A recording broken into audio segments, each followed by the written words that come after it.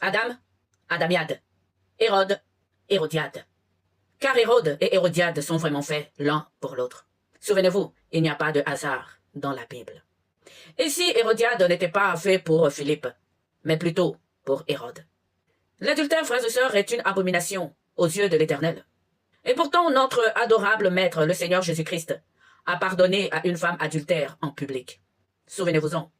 Et il l'a bien expliqué, en disant que ce genre d'adultère charnel était dû à l'endurcissement du cœur humain.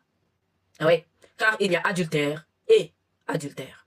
Si une personne n'est pas notre moitié, Adam et Ève, elle n'est pas notre âme sœur, âme jumelle, qu'arrive-t-il? Il y a séparation, répudiation, divorce, infidélité et adultère. Est-ce que la plupart des chrétiens ne prient pas Dieu pour que Dieu leur montre leur moitié?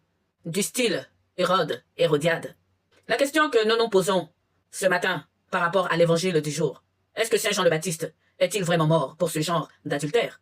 Ou y avait-il un autre style d'adultère? Partie 2. L'autre adultère. C'est celui du sermon politique ou du sermon public. Ce sermon confère au roi une légitimité, un bon droit sur son peuple. Souvenez-vous que le peuple d'Israël a demandé à Dieu un autre roi, c'est-à-dire un roi humain, un roi parmi leurs frères. Alors par son prophète Samuel, l'Éternel a prévenu son peuple au sujet de cette légitimité de roi qu'ils vont donner à un humain. Il a dit que ce roi allait les esclavagiser et qu'il allait les mener à la mort. Et l'Éternel était très en colère. Il a pris cela comme un adultère de son peuple. Il a dit à son peuple par son prophète Samuel, « C'est moi qu'ils ne veulent pas. » Troisième partie. Au temps de Jésus, il y a eu 2 Hérodes. Le premier a fait assassiner des petits-enfants. Y avait-il ici adultère? Le second Hérode, que lui-même il appelle le renard, l'a fait habiller d'un vêtement somptueux de couleur éclatante au moment de sa mort pour se moquer de lui. La couleur de ce manteau devait être forcément rouge, en rappel au sang que le premier Hérode avait versé.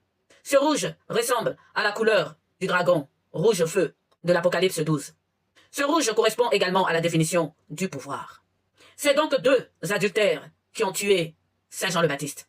Mais celui qui avait le plus de pouvoir, c'est le deuxième adultère, celui du serment fait en public.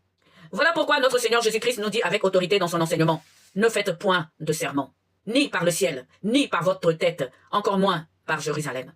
Le serment public est un vrai adultère contre Dieu, puisque tu te prends pour Dieu, en ayant le droit de vie et de mort sur ton peuple.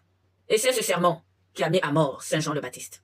La mort donc de Saint Jean le Baptiste par ce serment met fin à toute possibilité de roi à la tête d'Israël, en dehors d'un roi divin, car Israël appartient à Dieu. Et sur toute la terre, il n'y a qu'un roi divin,